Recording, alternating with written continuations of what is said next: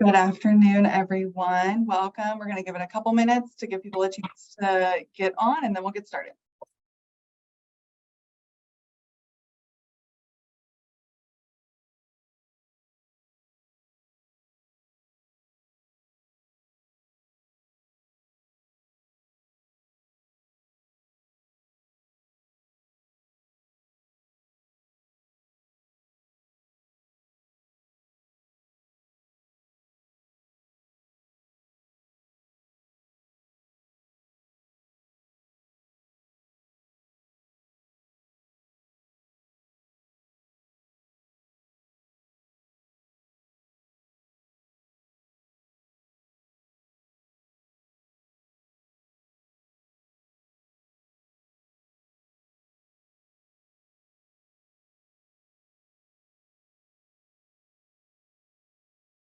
All right, we will go ahead and kick it off.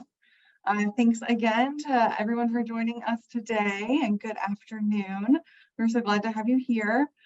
This is the latest installment of Homeroom with Education Leaders, our monthly webinar series. My name is Lucy Barrier Matheson. I am Deputy Director of K-12 here at the Hunt Institute. For those unfamiliar with us, we were founded by four-term North Carolina Governor Jim Hunt, and we serve as a resource for education leaders and policymakers on education issues across the spectrum through in-person and virtual convenings, research, and other forms of technical assistance. Before getting started, I did just want to provide a little bit of a logistical overview. So we will have some moderated conversation to start today with our panelists, and then we will open it up to Q&A from the audience. So as we are engaging in kind of those first few questions, if things come up for you, things you want to ask, please feel free to drop those in the Q&A feature located at the bottom of your screen. Then depending on time, we will get to as many of those as we can, but definitely want to hear from you today. We will also be recording this conversation. So if you would like to see it again or share it with others, you'll be able to do so. That will be on our YouTube channel in the next couple days. And we will also be throughout this conversation live tweeting on Twitter. Our hashtag is #EdHomeroom, so feel free to follow along with us there and share your own thoughts with that hashtag so we can see those. Speaking of today's conversation, again, we are so appreciative to have all of you and all of our panelists here with us. School nutrition, we know, plays a vital role in supporting the overall well-being and academic performance of students. A well-balanced diet, rich in nutrients, is essential for their growth, cognitive function, and concentration. But by providing nutritious meals and encouraging physical activity, schools' collective efforts can empower students to lead active, healthy lives, enhancing their academic success and setting the foundation for lifelong well-being. So in recognition of this importance, today's conversation will discuss effective approaches from both the state and local levels to providing healthy meals to all students in schools. And to that end, I am pleased to introduce our speakers for today. We have Superintendent Kirsten Basler, who is State Superintendent in North Dakota. We have Tomas Delgado, who is Program Manager at National Farm to School Network. We have Stephanie Shaheen, who is the President at Good Measures and a member of the President's Council on Sports, Fitness, and Nutrition. And we have Michelle Baker, who is Principal at Eastfield Global Magnet School, located right here in North Carolina. So thank you again so much for joining us, and we will jump right in. And Superintendent Basler, I will start off with you. North Dakota recently expanded its school lunch eligibility to include free and reduced lunch for families who earn up to 200% of the poverty level. Can you explain how this program is designed to ensure that all students have access to healthy school meals across the state? Yes, thanks so much, Lucy, first to the Hunt Institute for having these important monthly webinars. I think they are so valuable to those of us in the states, both whether we're at the state level or the local school level. But yes, North Dakota was able to pass a piece of legislation this last spring that increased our eligibility up 200% above the poverty level. I know a lot of states had provided free school meals for every school, breakfast and lunch for everyone. North Dakota didn't feel that that was the route that we wanted to go yet. And so our legislators did hear from their constituents. Clearly, though, after the COVID funding ran out for school meals, that families were struggling, and there were families, particularly families that had more than one children in school, one child in school, they couldn't afford to pay the $2 for breakfast or the $3 for lunch, even for the reduced. And so our legislature did feel that it was very important that we increase that level to 200% above the poverty level. Right now, that has grabbed about 10,000 students in our state that are now insured that they will have those healthy meals at school. And as we know, it's the healthiest meals that our students really have outside of their homes. And so I'm really happy that we're able to do that. We've also seen just making it accessible. The direct certification with our HHS partner agency in the state has been critically important in this effort. We're getting people direct certified if they're on SNAP, if they're doing summer EBT. Our students are able to get that now too. So lots of cooperation, and we're, as you started out the conversation today, the evidence and the direct link between healthy meals, full stomachs, full tummies, if you will, for those littles, that makes a difference in their learning. Absolutely. Thanks, Superintendent. Tomas, I'm going to turn it over to you. What school gardens and farm to school initiatives play in enhancing students' understanding of nutrition and fostering a connection to the food they consume? Yeah, just first wanted to thank you all for allowing me to contribute to this important conversation. It's such a great question, and something that I think all school communities should ask themselves when initiating farm to school programs. To start, farm to school enriches the connections between communities with locally grown nourishing foods. It is an effort that is working to change food purchasing and educational practices at school and early childhood education settings. And, it starts with just thinking about how we can first entice and garner interest with kiddos and fresh foods. When approaching local procurement practices or school-based agriculture or food and agricultural education opportunities, you implement those youth serving opportunities. And you could do this through the understanding that research shows it can empower children and their families to make sustainable and informed eating choices well into their adult lives. So farm to school is really proven to connect classrooms, cafeterias, and communities in pursuing and nourishing and a just food system.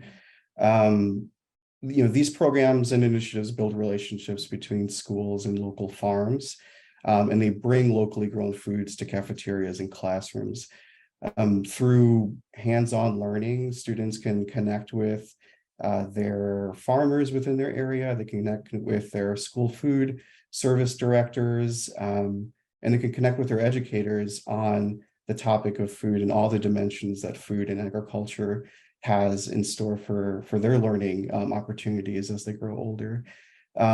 Nutrition is only a corner of health and wellness in my eyes. I don't think you need to prove to, or I don't think I need to prove to anyone that, food choices and nutrition choices therein are typically front and center for kids. But I will say that nutrition-based decision-making can be infused with a sense of wonder and fun. And it's really those experiential opportunities that NFSN and other partner organizations want to cultivate, with kiddos as they sort of embark on their journey and understanding nutrition value and food value and the inner workings of food systems in the agricultural sector. So positive experiential opportunities for kids is data driven, and it really shows that it's a viable foundation for kids to understand the food systems that they exist within. And I share this to really validate how schools can start small, whether it's a garden or a container garden. It's just as impactful as starting micro purchasing or small purchasing efforts with a local farmer, or reaching out to your distributors or food hubs in your area to start small. You may be practicing farm to school right now and not even know it. So yeah, I just wanted to share that starting small and starting with those little steps towards opening up your cafeterias and classrooms to embrace agricultural and food education is the first step in embarking on farm to school. Thank you so much. I love that. Stephanie, as a newly appointed member of the President's Council on Sports, Fitness, and Nutrition, can you share more about what the council is and what they're aiming to achieve? Sure. Thanks so much. And first, thanks to everybody who's taken the time to tune in today. I can't think of a more important topic to be working on than the health and well-being of our children while they're at school, so they're ready to learn and have the nutrition they need so their brains can work and their bodies can thrive. I appreciate the chance to participate today as a member of the President's Council and also as a business owner and a mom.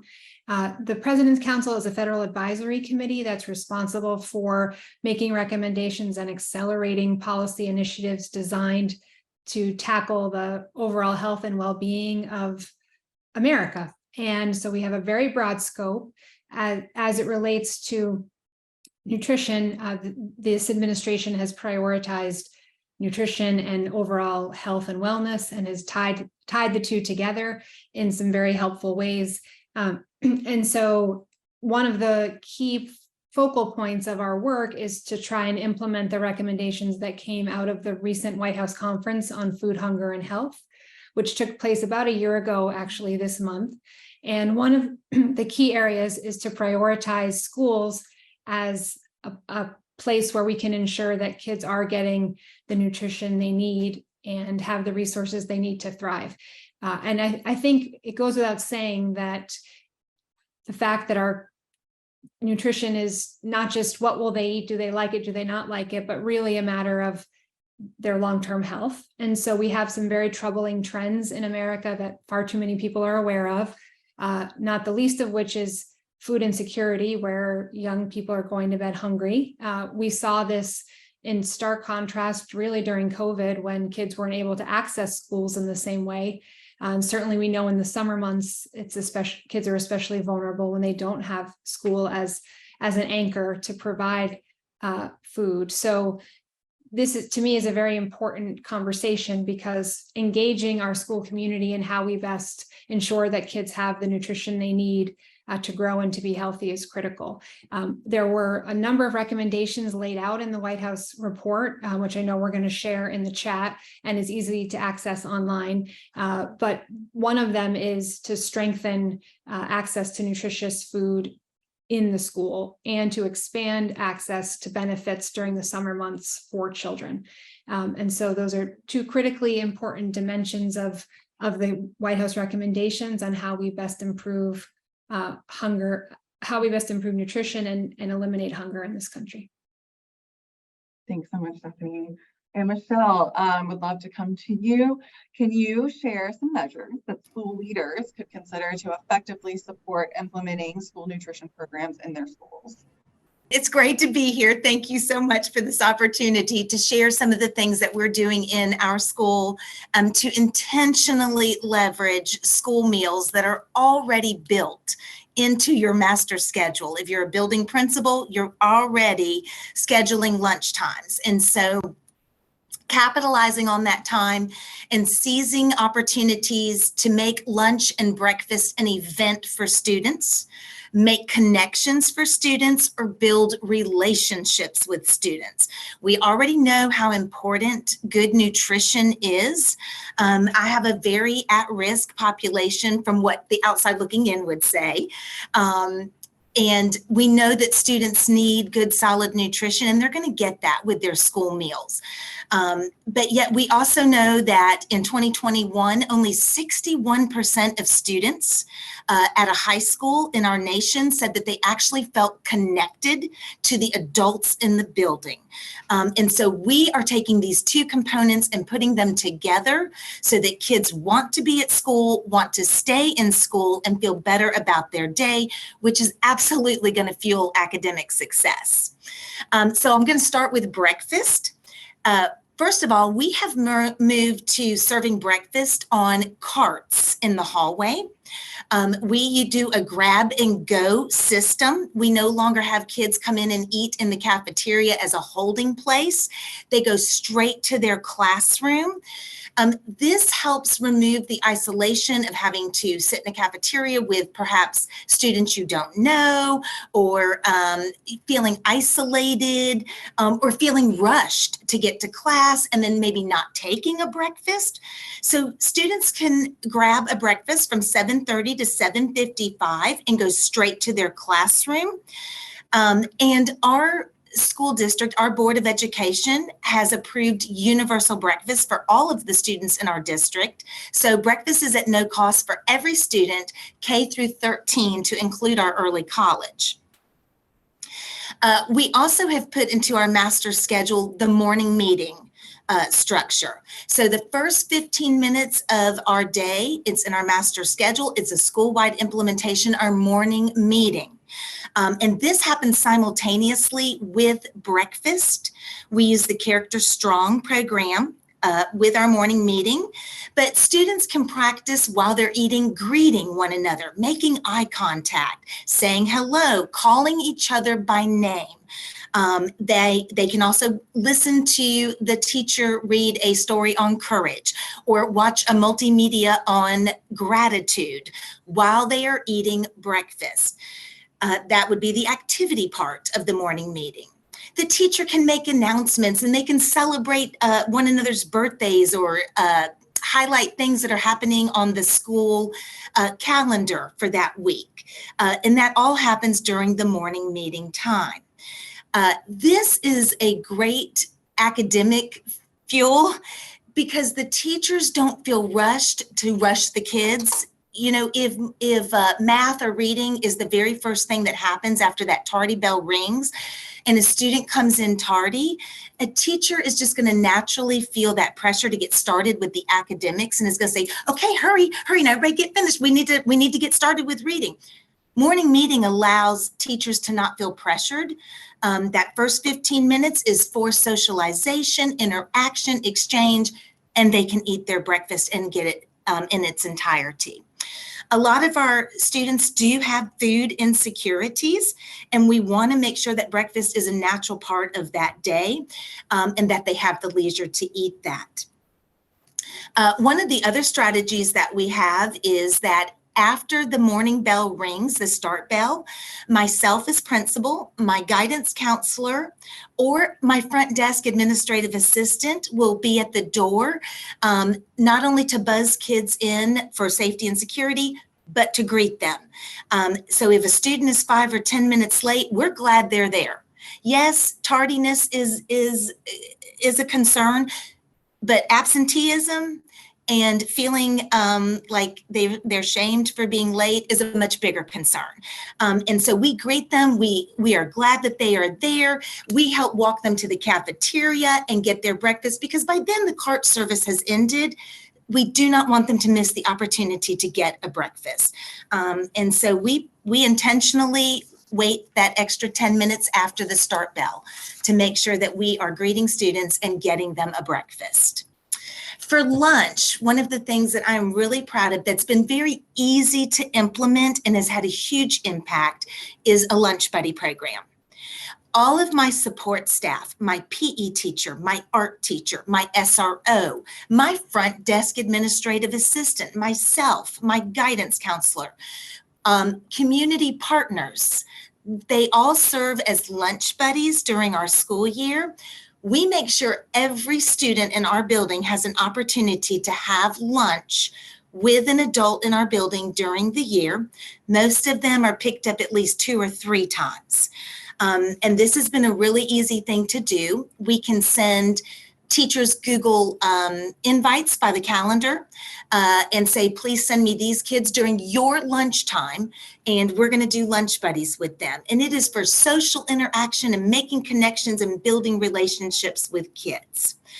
The counselor and my academic tutor, who I do fund with Title I, in case anybody's wondering how that's funded. I do fund that with Title I money. They also do a lunch buddy time, and those are more strategic and targeted students for either some interpersonal skills, lunch buddy time with interpersonal skill building, or some academic interventions that are happening at lunch through some type of game. And so that is helping as well. We also partner with our main high school, McDowell High School, sends their Student Government Association students or their student athletes twice a quarter to our school. And they kind of run a mentor program. They do call it the Big Brother and Big Sister program. We have purposefully scheduled that mentor time during lunch. It is with our 5th graders. We have that in the Learning Commons, which is a large area in our building that has tables and wicker furniture, and students can have lunch there with their high school buddy. And that is to help with secondary transitions for those 5th graders who are going to be moving out of an elementary setting and going to secondary school, so they can ask questions and build relationships with some older students, and get a great idea of what to expect, student to student relationship. And that has been just a great bonus in our school. But again, we specifically do that during lunchtime for the 5th graders. I do have to give a shout out to our cafeteria staff, who do an amazing job at decorating our cafeteria. They changed the decorations for seasonal or themed. Last week was National School Lunch Week, Level Up, and they had an amazing game that kids could play, and it lit up and everything. It was incredible. So I do want to give them a shout out as well. They make lunch just an event to be at. And one of the last things is we received the Fresh Fruit and Vegetable Grant. Our Child Nutrition Department applied for this. Our students get a fresh fruit and vegetable as a snack 3 times a week. It is an educational opportunity that exposes students to fruits and vegetables that they are not likely to purchase in their homes, like star fruit. Cantaloupe was one that I was really amazed how many kids had not ever tried cantaloupe in our building. And so this was a grant that was funded through the USDA Food and Nutrition Department of Agriculture for high needs schools, which my school is a high needs school. Students are required to touch it, smell it, learn about it. They're not required to eat it, but they are encouraged to try it. That's incredible. Thanks, Michelle. I would love, before we open it up to Q&A, to follow up with a question, one more for all of you. In the meantime, for the audience, if you do have questions, please go ahead and put those in the Q&A so we can have those queued up. But before we jump into that, would love to ask all of you about data collection and evaluation. We know that's key for education leaders, policymakers, educators, families, and researchers to be able to improve outcomes for all students.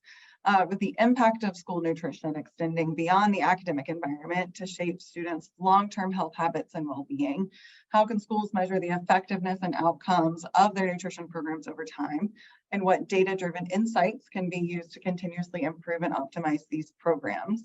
And we will go in the same order we went in for the first round of questions. So Superintendent Basler, we'll start with you, then Tomas, Stephanie, and Michelle. Thanks so much. First of all, what a dynamic panel. I'm just in awe of all of my fellow panelists. And boy, Michelle, your students, your families, your community, they're lucky to have you. You're doing all the right things. That is so exciting. The data, Tomas touched on the farm to school program, huge in North Dakota. Obviously, our major industry, our single biggest industry in North Dakota is agriculture. So it is so exciting for us to have that farm to school program. We have a very small department, as Lucy knows, very, very few employees at our Department of Public Instruction, supporting 168 school districts in our state. But that program, the farm to school program, was important enough for us to hire an additional person just to manage that program.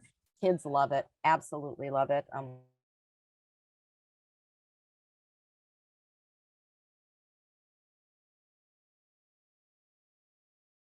Looks like we might have lost Superintendent Basler. I know that she's traveling, so. Students were telling me about the providers, because the providers have come in and had lunch with them too. And so they were telling me who made that. And so that was pretty exciting. I think, what Stephanie touched on with this summer, that's where data is clearly becoming very, very, very important for us to use. Our students They have all of the typical things that occur: summer slide, academic learning. We use data for every aspect of education, reading scores, attendance, all of those things. Pairing that with our participation rates, implementing the grab and go, the breakfast in the classroom, sometimes even lunch in the classroom for those same reasons of social importance, of social and emotional well-being, as that is increasing, the concerns about that are increasing.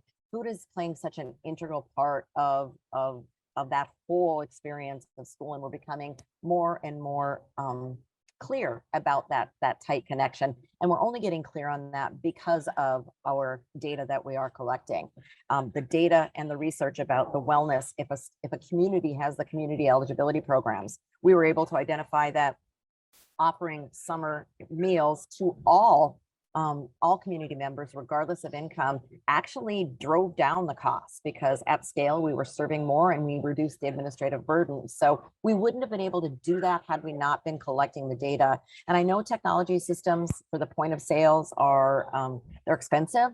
They're an investment, but I would say to any state leader, any district leader out there, the investment in a high quality point of sales and a data system, a technology that can be done through technology, because Michelle talked about her rock star child nutrition staff. Those are fewer and harder to find, and so we don't want to overburden them. And anytime we can use technology to allow those adults to make human connections while they're in the lunchroom, I'm all in favor of that. So let's find technology uses to ease the burden, the administrative burden, and then let's use that data to make the case to I think that's why we were able to get the 200% poverty level passed in our legislature, because the data spoke for itself. And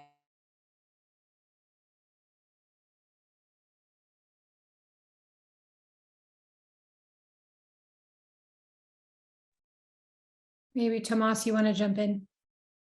Sure. Yeah. Definitely concur with everything that Superintendent Basler was sharing.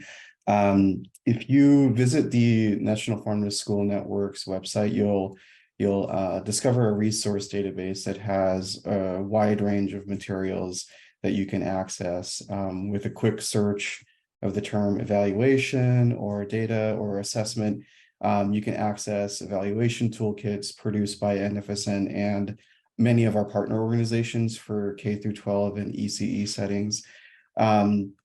There are self-assessment toolkits and packets for ECEs. There are research and valuation methods, racial and social equity assessment tools, farm to school readiness indicator toolkits, and even resources for economic benefit impact and the analysis of those therein. So it could be a little overwhelming to kind of decide which area is most relevant. But, as I always share, just start small, kind of decide what sort of questions you want answered with the data that is basically, built into your programs. You'll always have access to information. It's just kind of starting with the storytelling aspect of what actual information do you want to convey, who you want to convey it towards, and what answers you want out of the programming that you're already enacting. You can conduct like a gentle needs assessment to start with students to kind of get their understanding of an openness and willingness to try new dishes and fresh fruits and vegetables, and all of the new experiences that are going to be associated with farm to school programming. And if you don't maybe necessarily cultivate a lot of interest, go back and revise it. Think about ways to really engage students and to make that learning experience fun. Start there and then start to actually grow out with actual procurement options that those toolkits will actually come in handy for. Develop some really clear objectives and metrics to assess kitchen staff, whether or not they are competent with processing and preparing whole foods, or competent with scratch cooking. And maybe after that point, you can assess student satisfaction and come to conclusions on whether or not you need to continue nurturing interest in incorporating new produce and vegetables and new dishes into your cafeteria. But all in all, I mean, there's a wealth of knowledge and there's good knowledge infrastructure out there to start at any different approach that you want to. But I always just encourage school communities to start very small, and really focus on that buy-in from the students first. And then that will serve as a great foundation to build in more advanced and specialized efforts. So, yeah.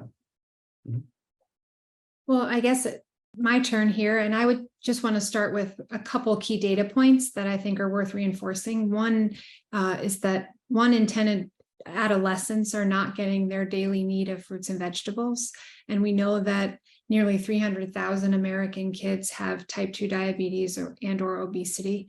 And when we think about what it's going to take to actually move the needle, it's so encouraging to hear school leaders talk about the school being a hub for how we can help address behavior change and introduce new foods and, break down, make things more familiar, because obviously we tend to be creatures of habit. And if you're used to a certain food that you've developed a pattern of eating all the time, that's what's most familiar. That's what you're likely to go to. So introducing new foods, I think about the opportunity really for data collection as one that can help drive policy initiatives. So for example, there are 2 things that are highlighted by the White House conference related to school. One is, and this is to Tomas's work, accessing, how do we best access local and regional food systems? So as you think about data collection in this space, where's the food coming from that the students are eating?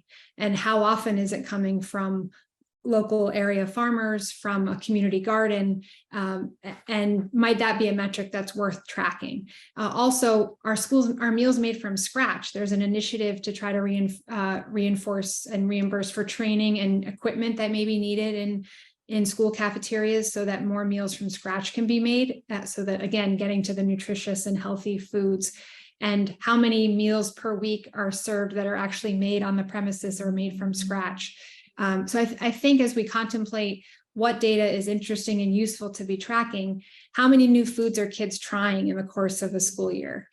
How many of those meals are actually coming from foods that are local to their community? How many are made from scratch? And really engaging the policy direction relative to some of that data collection, which I think is a really powerful opportunity.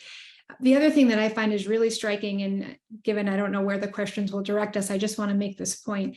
And I observe this as a parent visiting my elementary school age child. Often school scheduling is what dictates meal times. And when you think about elementary school kids scrambling to eat because they really just want to get to recess, we might want to flip that. Maybe it's better if they've had a morning snack to let them have recess first, and then they're hungry and they're ready to eat, as opposed to forcing the meal because they really want to get to recess.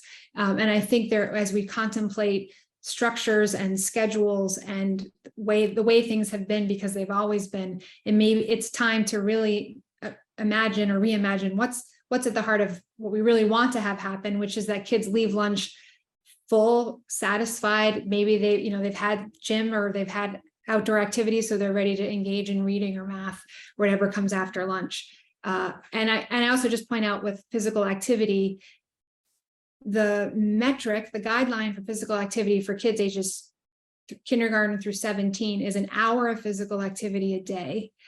And we know from statistics that only 16% of American kids are getting that daily amount of physical activity. And so these things really do go hand in hand. And I keep thinking about those times I would go in to visit and be there during lunch, and the cafeteria monitors would be trying to get the kids to be quiet so they'd eat. And really they were just wiggly and wanted to get out to recess. And so how do we think about the schedule, and does that reinforce what we really want to have happen with our children during the school day?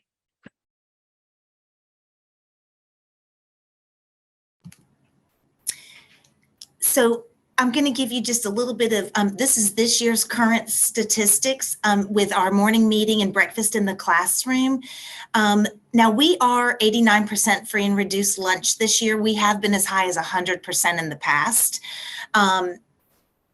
We also have the CEP, the Community Eligibility Provision Grant in our district. So lunch is at no cost for every student. Just like we have the universal breakfast, we also have lunch at no cost for every student. But 89% of our students are participating in breakfast at school, taking a school breakfast from the child nutrition department, 89%. And I think that's because we're encouraging them to eat. It's happening organically in the classroom. We're centering mealtime around socialization and activities and interaction and exchanges. 82% of our students are participating in lunch, meaning that they're getting a lunch from the child nutrition department going through the cafeteria line. One of the other pieces of data that I want to kind of share, and I'm not sure how many principals are participants, but one of the things that we are seeing arise in, and when I network with other principals across my state or across the nation, mental health, that just continues to be a recurring topic for students or for principals.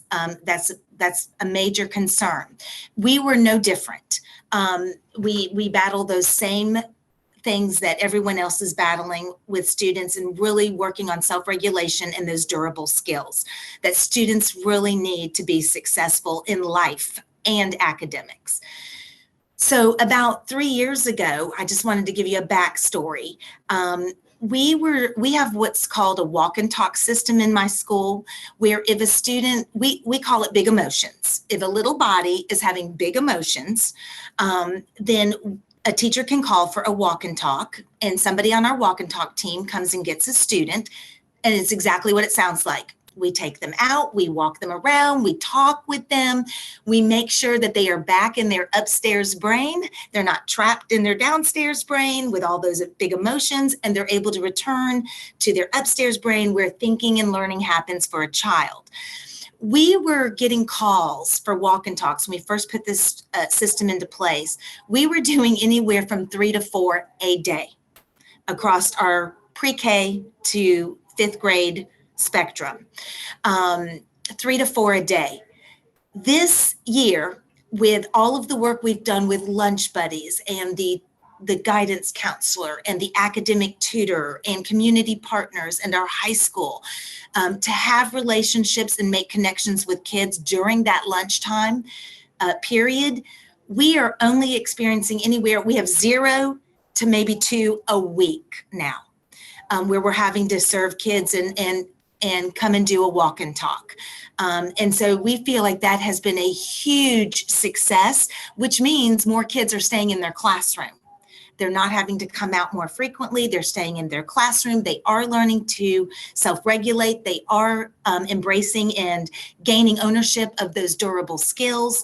And we feel like that is a huge measurement point for the work that we're doing with lunch and making connections and building relationships with kids. So I did want to highlight that. Awesome. Thank you so much. So would love actually to put another question to all 4 of you in thinking about these programs and kind of how to approach them. We know that our schools in so many ways are under-resourced for so many things and have, wealth of resources in other places, but also rely a lot on partnerships, both public, private, and with other community organizations. So would love to hear from y'all on some of those key partnerships that either you have engaged with and you have seen success with, or that you have seen kind of in the field as best practice. And we can kind of go in reverse order. So Michelle, I'll start with you. And then if we want to go Stephanie, Tomas, and then back to superintendent. So I feel like I've kind of highlighted some of the partnerships. We have the partnership with the high school using their student athletes and Student Government Association students for mentoring 5th grade students. We also have, of course, partnerships with some faith-based organizations that are in our community, and our McDowell Technical Community College, the community college, which also houses our early college students. They require them to do service learning. And a lot of them come to elementary schools, and we partner with them again, specifically for that lunch buddy time. We feel like that is one of the biggest assets in using people, is giving kids time. And so those are some of the partnerships we use. And of course, then the partnership with our child nutrition department for the fresh fruit and vegetable grant that they secure, our board of education members who advocate for universal breakfast. They're all integral partners for what we do in this building every day.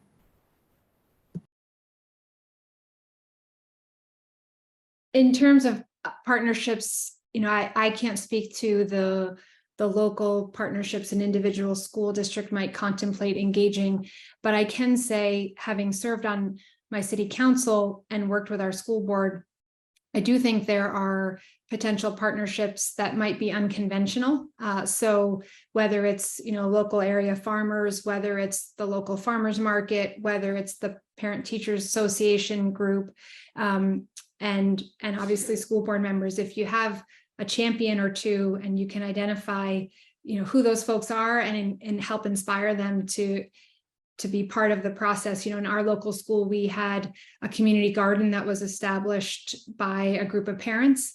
And then they ended up getting a USDA grant, which was very small in terms of the dollar amount, but it was a great catalyst of action, because then community members were engaged in the process of helping the kids plant the garden and then harvesting, and then they would use the food they harvested as part of a bunch of activities related to trying new foods and making new foods.